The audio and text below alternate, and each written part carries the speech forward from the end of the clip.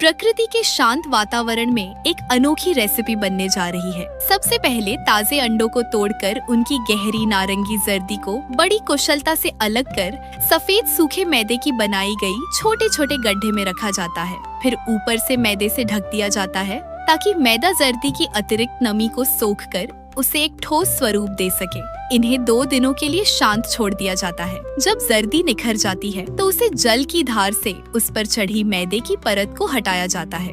देखिए, अब ये किसी कीमती रत्न की तरह दमक रही है। इसके बाद कमल के बीजों को चूल्हे के धीमी आंच पर पकाया जाता है। दूसरी ओर इस कठोर जर्दी को कूटकर महीन पेस्ट बनाया जाता है। जब बीज अपनी कठोरता छोड़कर नरम पड़ जाएं, तो उन्हें निकालकर पत्थर की ओखली में डालकर तब तक कूटा जाता है जब तक कि वे एक मुलायम पेस्ट न बदल जाए। अब इस पेस्ट में शहद और उन तैयार की गई नारंगी जर्दी पेस्ट को मिलाया जाता है। हाथों के स्पर्श से इन्हें एकसार करके सुनहरे गोले तैयार किए जाते हैं। देखिए, ये स्टफिंग के लिए तैयार है। अब ताजे ड्रैगन फ्रूट को एक सूती कपड़े में रखकर पत्थर की चक्की से कसकर दबाया जाता है ताकि इसका गहरा गुलाबी अर्क बाहर निकल जाए। अब मैदा और कमल बीज पेस्ट के साथ इस गुलाबी अर्क को मिलाकर एक सुंदर गुलाबी बड़ी लोई तैयार की जाती है। बेलन की सहायता से इसे बार बार मोड़ा और फैलाया जाता है। इसे एक ढक्कन से बराबर साइज की आकृति दी जाती है। अब इन गुलाबी परतों के भीतर इस सुनहरी जर्दी वाले लोई को भरकर थोड़ी सी तेल लगाकर एक गोल आकार में इन्हें सहेज लिया जाता है।